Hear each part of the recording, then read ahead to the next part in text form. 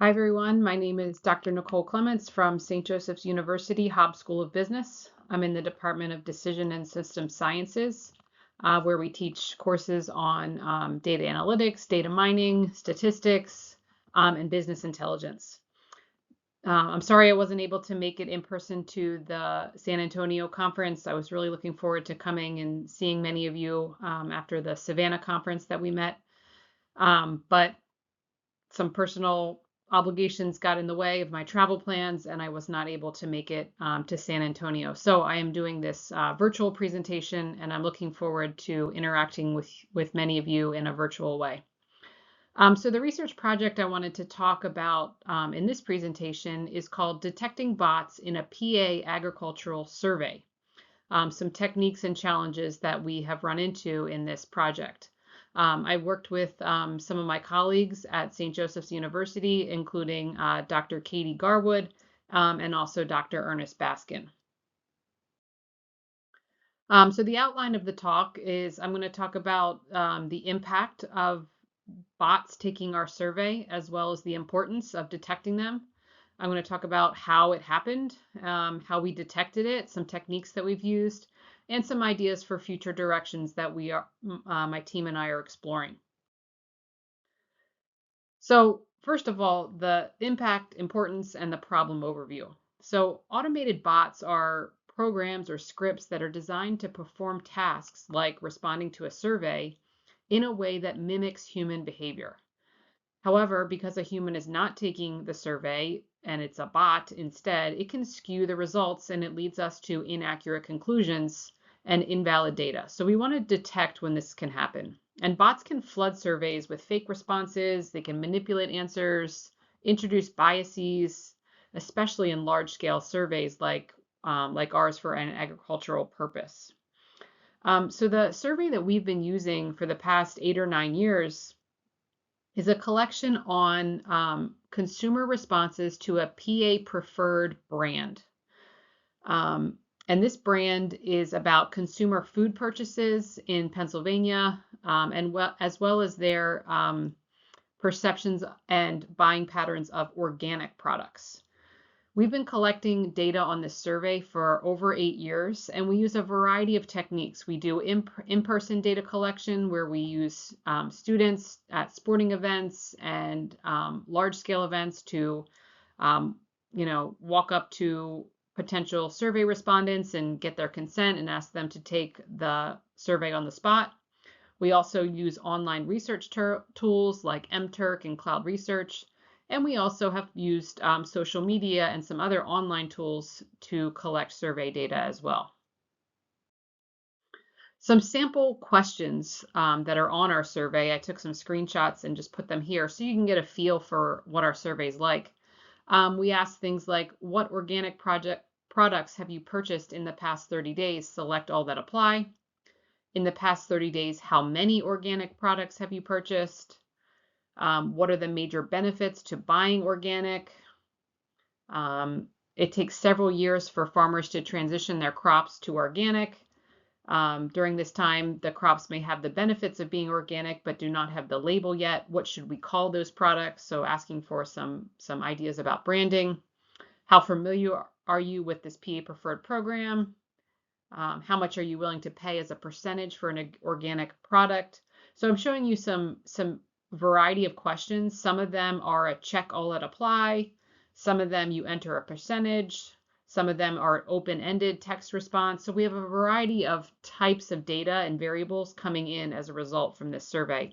But they're all around agriculture, Pennsylvania PA Preferred program, and consumers buying organic products. So we have run into some bots and suspicious data coming in from our survey. Some examples in previous research that this has happened in is happened in political polls where bots have manipulated surveys like in the 2016 election. It's happened in healthcare where bots can inflate data about patient experiences and it disrupts medical services like satisfaction surveys. So it's happened previously and it will continue to happen. So we need to think about how do we detect it and how do we prevent it. Um, how it happened in our survey um, is for two main reasons. One, we've used online distribution and social media exposure, especially during the pandemic, during and a little bit after the pandemic. We leaned heavily on online data collection because in person was not feasible. So the survey link and the QR code was widely distributed online, and we had a reward structure. We had an incentive that randomly selected participants would win a $50 gift card as an incentive to participate in the survey. So this financial incentive can attract bot activity, and automated systems are programmed to exploit these types of opportunities, which will inflate the likelihood that a bot will take the survey.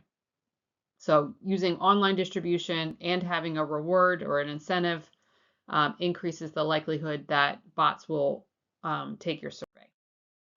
Here's just a screenshot of part of the data set of some suspicious ag activity. I circled some things that kind of flagged, and I'll walk you through how we did this. One on the column on the left is we see that we had a lot of surveys taken almost at the exact same time, which is in the middle of the morning, 1 or 2 a.m. on the same date. They all used a QR code rather than the in-person link. They all, I blocked out some of the email addresses, but they all had a Gmail that had sort of a similar form to the structure of the Gmail. Some of the completion times were really quick. To take a survey in less than 2 minutes when we had, over 30 questions seems unusual. And also, the first question is in the survey is you should be a Pennsylvania resident, so please enter your PA zip code. And a lot of the ones I have circled here are non-PA zip codes, or they're non-existent zip codes, so they're just a random 5-digit number and they're not associated with a zip code. So some of these things really caught our attention. Can we trust that this was a real human response, or is this something that is just some data that has no real meaning, maybe from a bot? The survey tool that we used was Qualtrics, and it tracks the survey duration. So here's a histogram of how long it took participants to take the survey. You can see it's heavily skewed to the right.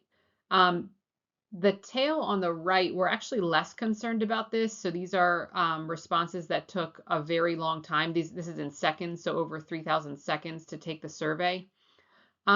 That's not as concerning because sometimes people would start a survey and leave it open on their browser and come back to it and finish it later, and be distracted while they're taking the survey, so the times could be inflated. We are not as worried about these being bots. The ones that take the survey very quickly in less than 85 seconds, when this is on average at least a 5-minute survey and they're taking it in less than 2 minutes, that is concerning. Either it was a human response, but they just clicked through the survey just to get to the end of it and didn't really give any thought or were really engaged in the questions, or it was a bot that took the survey. So the ones that took it too quickly are the ones that were flagging and suspicious about the legitimacy of their data. Our survey was distributed online, and there was an incentive. And so here's kind of a breakdown of what we flagged. So there were 1,200 surveys that had a completion time of less than 2 minutes. This was 8% of our incoming data in the past 8 or 9 years. It's unlikely or impossible to complete our survey in less than 2 minutes, so we flagged these 1,200. And also 10% of the surveys, about a little over 1,400, had a completion rate of less than 33%. So they started the survey, they answered a couple of questions, and then they didn't finish. So this shows that the respondents are not as engaged and their data is unreliable. So many of these were also overlapping. So they completed less than 33% of the data, and they also did it very quickly. So some of these were the same ones that were flagged. We also looked at the non-PA zip codes and the time of when the survey was completed and how many other surveys were completed in that same window, whether it was the middle of the night and there were, 20 other responses taken at that same time. We looked at a variety of things like timestamp patterns and email addresses. And at the end, we flagged more than 50% of survey responses as being either unreliable data or potentially coming from a bot. Some techniques for detecting bots in survey data that we've used: behavioral analysis, like timestamp patterns, mouse movement, keystroke analysis. These are some things that we've explored. We also have explored using CAPTCHAs or human verification questions. The problem, the challenges with these is that they are costly. We have to have funds to use these techniques. It's often like a software upgrade in our Qualtrics survey. So it introduces some funding constraints. There's statistical anomaly detection. So these are some of the ones that we've applied. So we apply statistical models to check for outliers, consistency checks, response distributions, things that deviate from a typical respondent behavior. We flagged, and that was part of the 50% that got flagged was through statistical anomaly detection, because this is just afterwards. There's no funding constraints attached to that. We can also do IP address and device fingerprinting to make sure there's not unusual activity, like multiple surveys coming from the same IP address in a short time. Using VPNs or proxy servers can also mask that. So there's some challenges associated with using IP addresses as well, but we did look at that.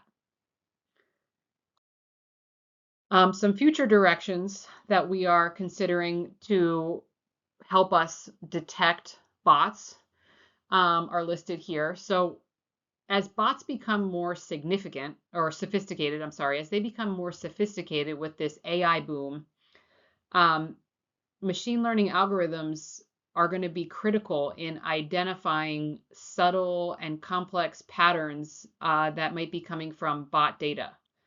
Traditional methods like statistical anomaly detection might miss these, but we're going to start to explore using some machine learning algorithms to really find and uncover these patterns. Crowdsourcing and collaboration is another one. So future research that we are exploring can leverage collective intelligence using crowdsourcing data to refine bot detection models, and it can enable maybe real-time adjustments to update regularly our bot algorithms. Blockchain for survey transparency, improved user experiences. There's ethical considerations. So we want to strike a balance between implementing bot detection methods, but also maintaining the user experience, right? We don't want to impose too much of a hardship on our participants that they're not going to want to take the survey. So ethics in survey design are also something we're exploring to make sure that we're getting legitimate responses, but they're not being unfairly penalized going through human verification methods before they even get to the survey. Our surveys already takes about over 5 minutes to complete, and we don't want to tack onto that with beginning human verification tasks for them to do. The other thing we've looked at is the integration of multimodal data sources. So combining the survey responses with other publicly available data can help further authenticate the validity of our survey. We can cross-reference it with other inputs and reduce the likelihood that a bot is taking the survey. So this is where we are with our research so far. We are looking for as many ways to detect and remove the suspicious data from our survey so that when we analyze the results, we are sure that they're coming from valid responses. And we're learning a lot.